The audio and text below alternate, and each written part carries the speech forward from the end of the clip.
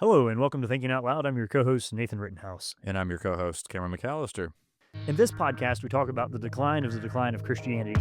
A bit of a convoluted way of saying it, but if you'll notice in the world around you that the decrease in non-religious participation is decreasing in and of itself. And so Cameron and I bat the kind of the cultural and philosophical implications of that. And of course, no surprise, we're going to end up talking about the church. As always, Thinking Out Loud is a listener-supported podcast, and so if you're excited about and find value in what it is that we do, please like, share, subscribe, and if you'd like to donate and financially contribute to that, you can do so by going to toltogether.com and clicking on the Donate tab. And today we'd like to say a couple words about the decline of Christianity, which is a weird sentence to say, so let me parse out what I mean by the decline of the decline.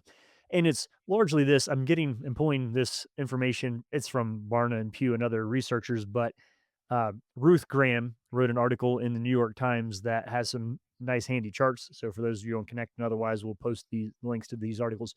But essentially, if you and you've heard this, if you're a Christian and been inside the church for the last however many decades, that church participation is on the decrease, it's on the decline. There's the rise of the nuns, not nuns as in like Catholic nuns, but NONES nuns, no religious affiliation, and onward and all this stuff. And we've batted back around and forth the statistics of that over some time. But anyway, the news is that over the last few years, the rate of the decline has declined. So the participation, religious participation in those publicly identifying as Christians is still decreasing, but the rate at which it's dropping has plateaued off a little bit. I mean, it's slightly negative, but it's kind of flat here over the last 2 or 3 years. And there are two speculations of why that might be.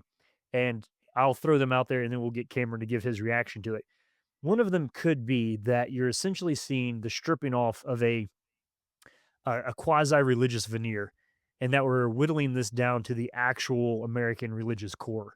And so there will be a law of diminishing returns as you go through time to kind of getting down to who's really in this because they're in it and who's into this because, well, they're just doing it for social reasons and that social reason is gone and so they're out. Or, so there's that, we're whittling it down to a core.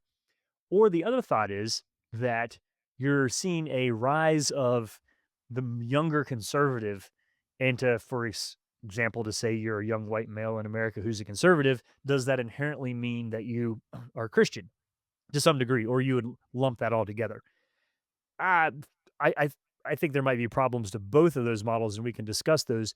But one thing to point out before I cut you loose on this, Cameron, that is interesting is that in the past, if you look at close to 80% of American adults over the age of, say, 75 would identify with Christianity, that in that demographic, you have about a 20-point gap between men and women where 20 points in favor of women being more interested in Christianity than men or church participation or something like that.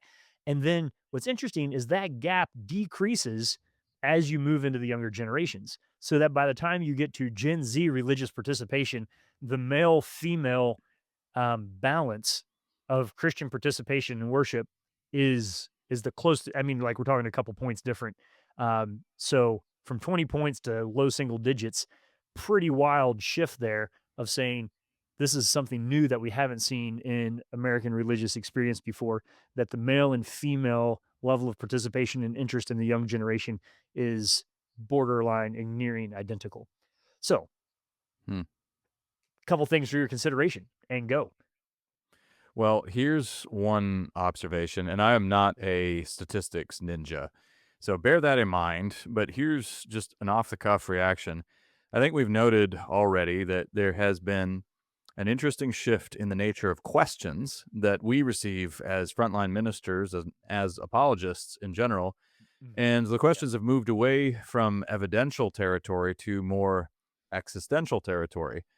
I've also said that I think one of the great questions that our culture is asking right now, broadly speaking, is how do I live?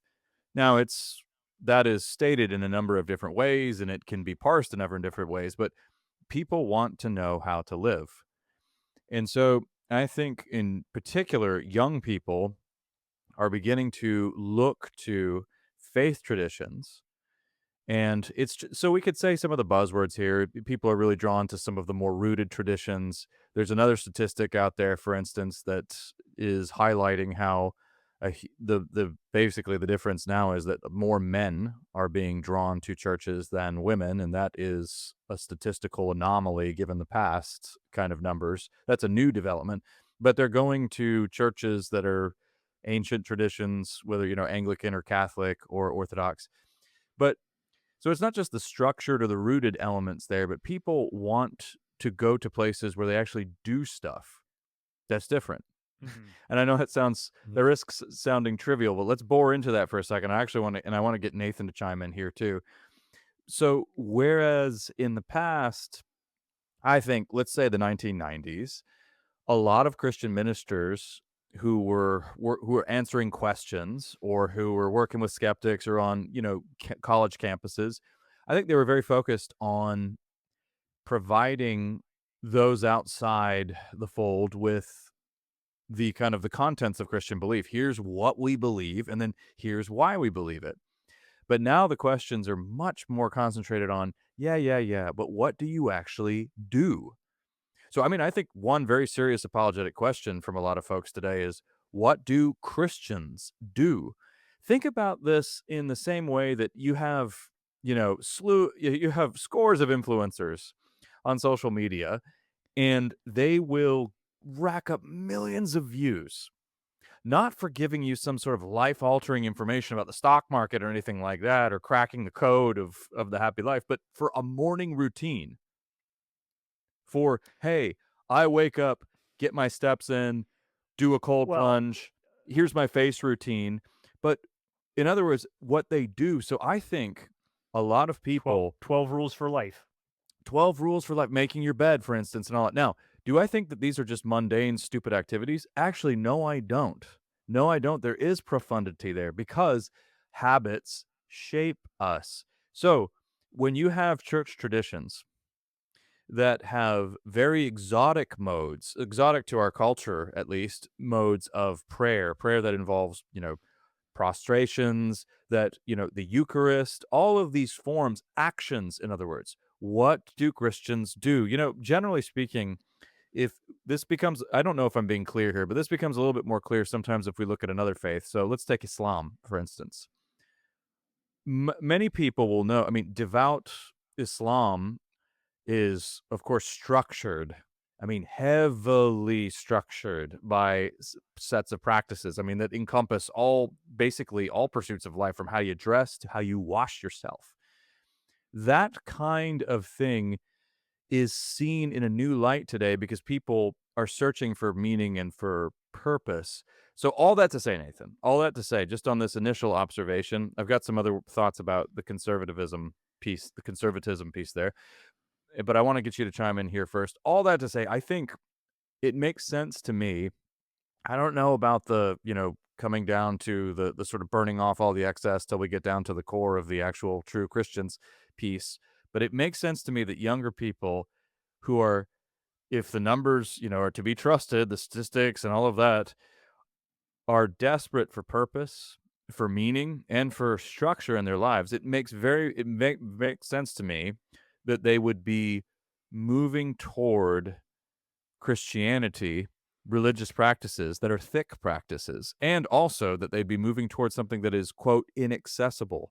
So another Mm. statistic here, I mean, I bet this is reflected in Ruth Graham's article as well, but some of those churches that are not experiencing massive growth anymore, the kind of non-denominational, very culturally hip churches, because people are looking for something that is going to make them reach. They're looking for something that's an actual alternative. So all that to say, Nathan, my first reaction is I think this makes a lot of intuitive sense. It jives, it gels with my general feel on the ground. Another part of this that would make intuitive sense, I think, Cameron, and I don't have, I should have pulled the article up here, but we'll link it and you can read it. Is she notes that the decline of religious participation has been along political lines, in the sense that the more liberal Americans have lost massive swaths of their religious committed, but for the conservatives, not so Hmm. much. And if you're listening to this, think about how that might be playing out. If you're part of um, what we could say more, what I don't know what the right word. standard Bible teaching conservative. I don't know what the right word there of like basic or Evangelical. I mean, yeah. evangelical, like use the Bible, believe in the Trinity, salvation Mhm. through Christ alone. We're not putting anything too crazy out here. If you're part of a church that really leans into those and thinks about and teaches that way and thinks about the implications of it, you probably haven't noticed a massive collapse in the last 20 years in your membership. Mm, Now, maybe, and I know everything is unique and individuals are unique, but I'm saying as a broad trend, those churches have been fairly stable. You have some of the studies even coming out of Canada that's saying those churches are actually growing. And I would say anecdotally in my travels, I see that as well. So there's nothing that's surprising there other than to say that some of the drastic loss has been from a more liberal side of, or more liberal identifying side of the church mhm. than from the conservative side of it.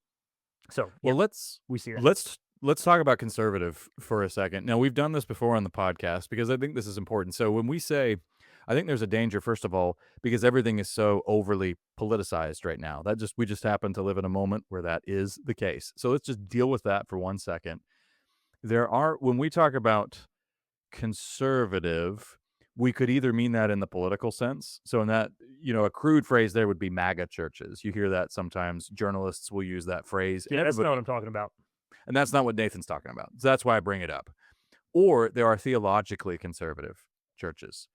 Theologically conservative in the sense that they would hold to Orthodox Christian beliefs regarding the divinity of Christ, the authority of Scripture, sexual ethics, those kinds of things. And I mean, obviously, this touches on some hot button cultural issues that will distinguish Mhm. those conservative Christians from their more progressive friends, right? So that's what we mean by that. But I want to talk about conservatism for just another moment because there is a broader, and this is necessarily a little bit ambiguous, a little bit more diffuse, philosophical way of looking at conservatism that's not so politically laden. And I'm going to lean on Sir Roger Scruton because he's Sir Roger Scruton, by the way, and it is Sir Roger Scruton. So we You're lost gonna we lost scrutinize Scruton. that's right. We lost him a number of years ago, and I am shout out to our friend KJ, who has heartily recommended him to me over the years. And finally, I broke down and read him, and boy, I'm so glad I did. Just a just a wonderful thinker, very gracious thinker, and indeed a very heroic and courageous man. Just look into his biography and look at some of what he did. An amazing person. But one of the points he makes about he was a lifelong conservative in the UK, which is a fairly thankless thing to be these days where he was, and he suffered a lot of grief for it.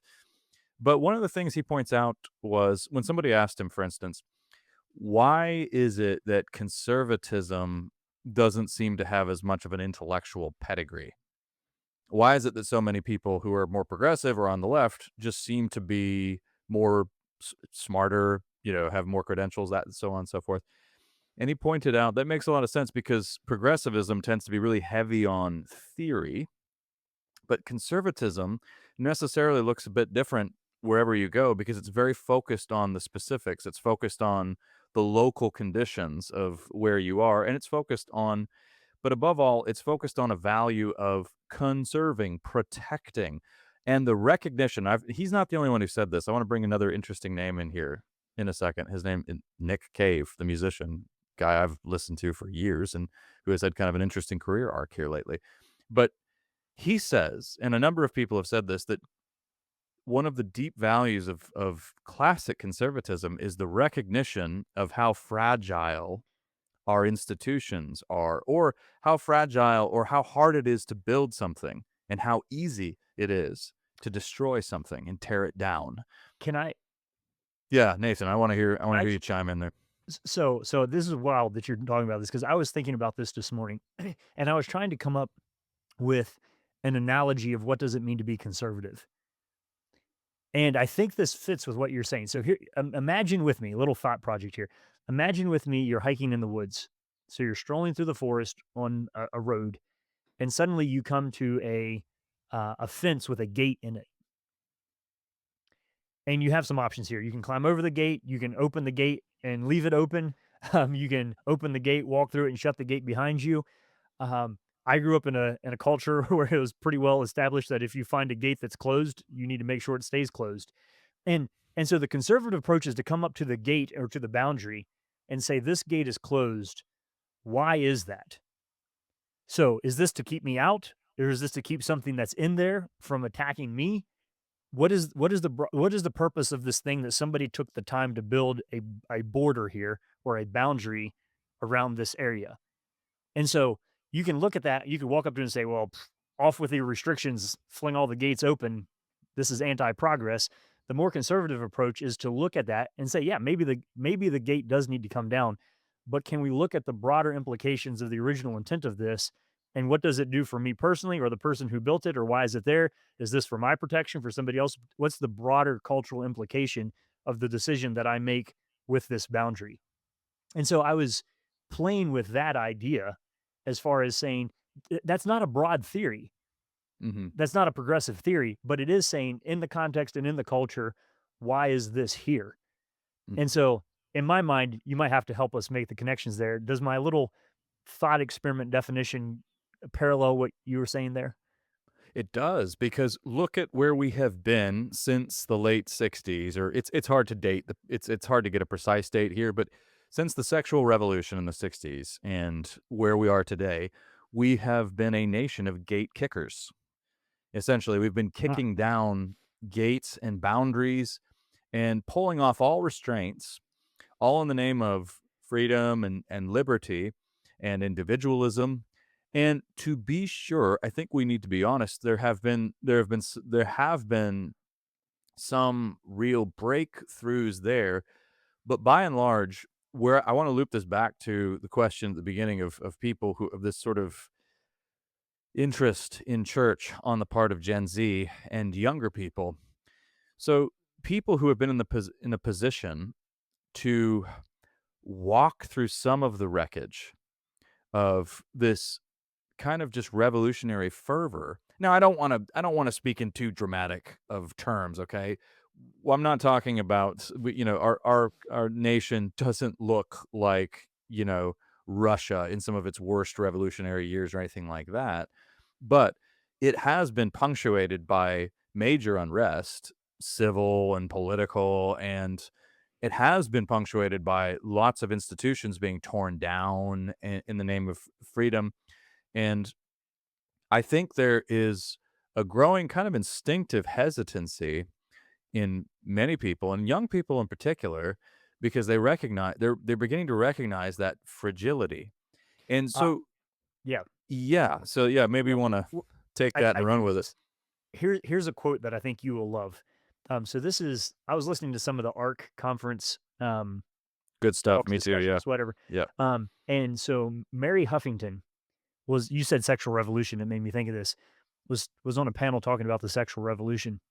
And I'm supposed to speak in Chicago about that in a couple months, so I figure I better start If you're in Chicago, proofreading by the this. way, If you're in go see Chicago, Nathan well, you're not live. gonna talk about the sexual revolution. I think it's on the event Tug on page his on your beard. website. Yeah, Just kidding. that's right. It is real. Um, the Anyway, she said this line, and somebody had sent it to her, and it was in reference to wine, but to winemaking. But she said this might be true culturally when it comes to the sexual revolution. And she said, Hmm. a tradition is an experiment that worked. Now, she's not an American, so you Hmm. can't do the American pragmatist move on her. But think about that line. A tradition is an experiment that worked. And so I think what's implied there is that in the sexual revolution, we kicked open some gates thinking that it would provide freedom, not recognizing the carnage that was going to happen by not having a boundaries in certain places. And we're now on the flip side recognizing that damage and saying, "Oh, wait a second.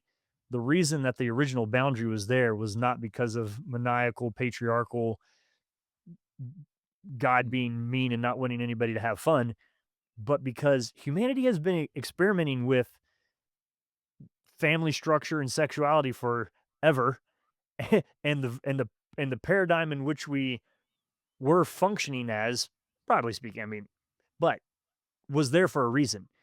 And so the if you say traditional sexual ethics, those didn't become traditional sexual ethics by accident. that came at the back end of long, hard fought experience of what then propagated and provided the best cultural, familial, and personal experiences.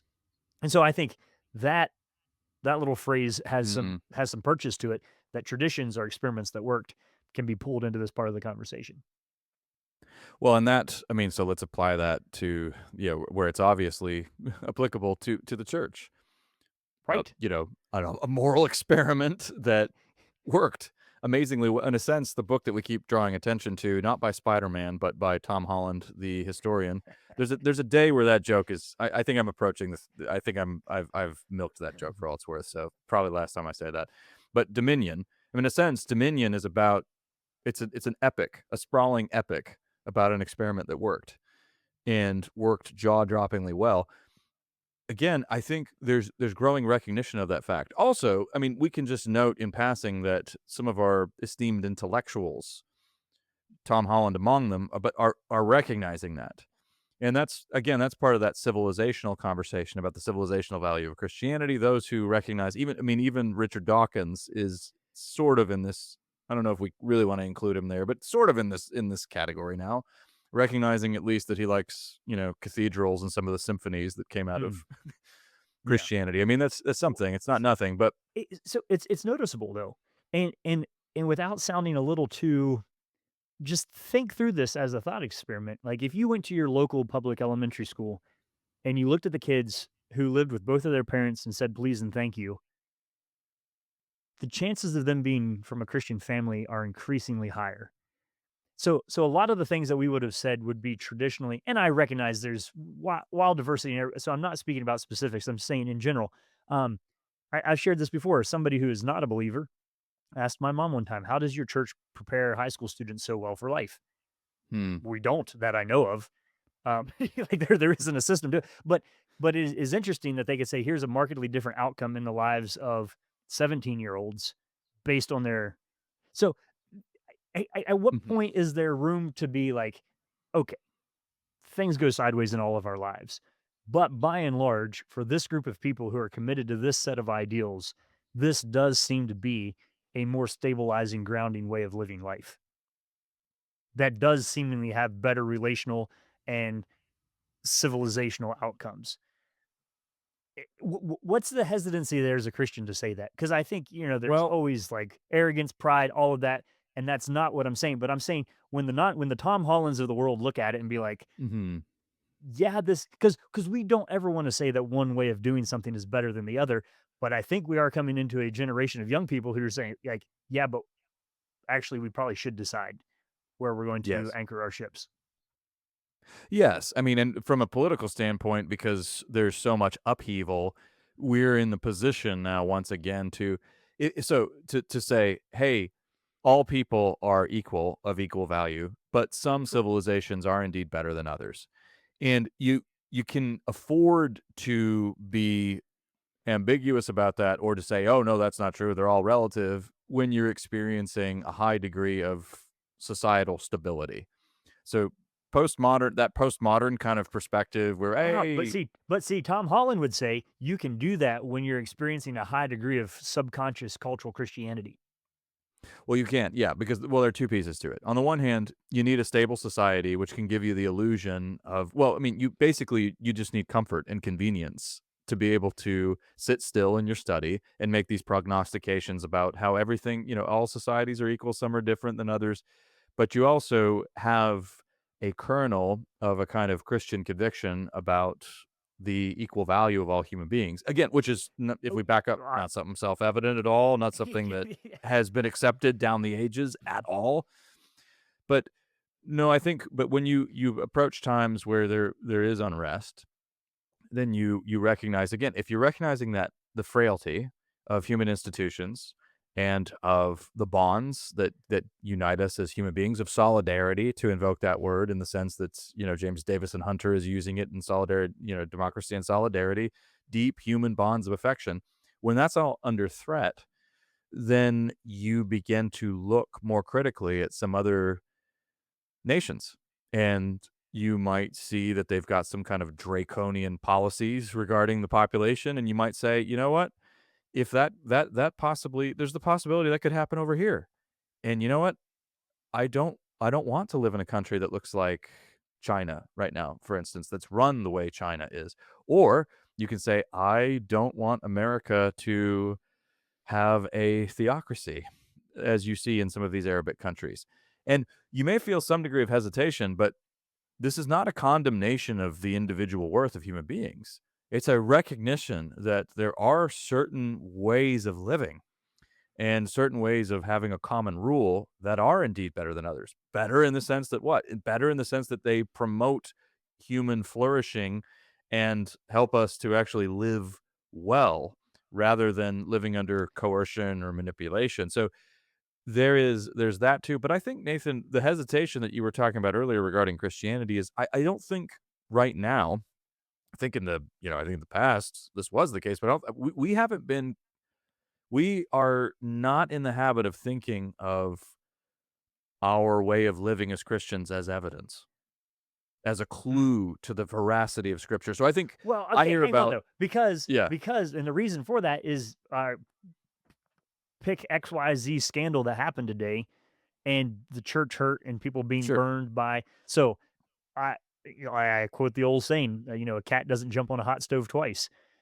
There is plenty to point out that has gone wrong in the church. So we're not talking about any kind of idealism or claims of perfection here, but by and large, across this was the leader of the Coptic church in Egypt. He's like persecution is our narrative, and here we are. No, I mean, we have to speak provisionally. So the church does not has anything but an infallible record for sure. Yeah. But again, if you but on Christianity, that makes sense. We believe human beings are fallen, and churches are still filled with fallen human beings. So Hmm, of course, these that's the things premise happen, of and it. yeah, they're horrible. But that's also why we have to be saved. But we are saying that if you look, why are people, for instance, I think 5 years ago, somebody came to church and they said, "Well, we're not here so much for I don't know what I think about the virgin birth. I don't know what I think about the divinity of Jesus or the incarnation or the Trinity, but gosh, this is a really good place for my kids to come, and this is really good community." I think 5 years ago I might think, "Whoa, that's not so good. I mean, I'm glad you're finding all those things here, but you need to." This is my impression of hectoring, annoying Cameron. I know I'm Make sure annoying you're anyway, watching but this this on YouTube so you can see Cameron's face as he does that. even more annoying, Cameron.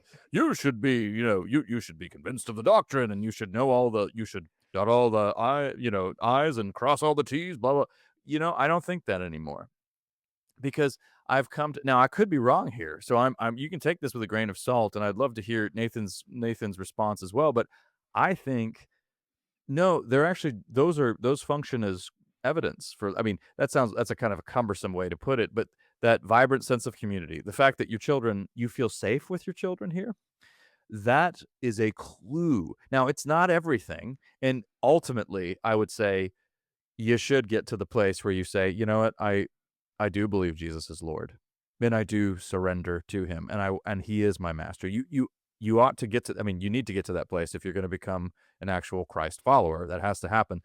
But can this function as a powerful clue? Christians just doing Christianity, doing the Mm, things mhm. Christians do, praying, reading their Bibles, going to church, loving each other, taking care of each other, setting up meal trains for people who have had babies or who are sick or who are invalid, serving communion to those in their seats who can't get up. Those are just regular Christian things. That is evidence. And people drawn who don't necessarily articulate it in those terms, just I just the vibe here is really great. That's another way of saying there's a clue here. I am good with that now. I think that's great. I think we're gonna see a whole lot more of that in the coming years. Two things I want to say. Um, One is I was thinking about this analogy of why people find the church difficult to understand what's going on, and it's this: if you go into a hospital with a broken leg, success is that your leg is fixed and you walk out. The church operates like a hospital in the sense that if you go in with a broken leg, they expect for your leg to be fixed and then for you to become an orthopedic surgeon. And so the goal is different. Like you want brokenness is welcome, but being able to fix brokenness is the outcome. So you come in with your sin and the chaos of your life, and yeah, that needs to be sorted out. And then you're invited into a training program where you then learn how to operate on other people, so to speak. And so it's weird in the sense that when you walk into a hospital, you're like, what's going on here? You have professional surgeons and you have people who are bleeding. And when you walk into a church, you're like, what's going on here? You have people who are walking faithfully with the Lord and people who are fill in the blank XYZ. Yeah, it's because that's how this is structured, and everybody's in there at a different spot along the way. So for me, that's kind of a helpful and fun way to think about how do we deal with a high expectation? What are the goals? And how do we not make it consumeristic where I come in, it's just all about me, but ultimately, how am I learning how to be helpful to the world around me? Now, that analogy set aside, let me throw you a David Brooks quote that I heard recently that I really like. And David Brooks wrote the introduction to your book, right? He's a Chris Brooks. So Chris different, Brooks wrote the okay, different Brooks, different but Brooks. yes, Yep. yeah, but David Brooks is, Okay. they're both good Brookses. I'm for them Good, both. good Brookses. So David Brooks had an interesting line where he said, culture changes when creative people find a beautiful way to live and the rest of us copy them. Let me give it to you again. Culture changes when creative people find a beautiful way to live and the rest of us copy them. I think that's like summarizing James Davidson Hunter and, Yes. pretty well. But that's the question that I think is on the table here as far as the church. Does the church propagate a creative and beautiful way to live? And I would say, yeah, like that's why I'm excited about it. And I think this is a great time to be a Christian. And I enjoy what I do and where I am and who I'm with. But if we think of Christianity as a creative and a beautiful way to live, that is mirable. Is that a word? It's Replicable? coined by Nathan Rittenhouse, so it is There you go. now a word. It is now. That's the question. Are our churches those types of places where people say, yeah, this is a creative and a beautiful way to live, and I want to do that as well? I think that's what we're seeing people respond to, particularly the younger generations. I think that's a fitting closing remark.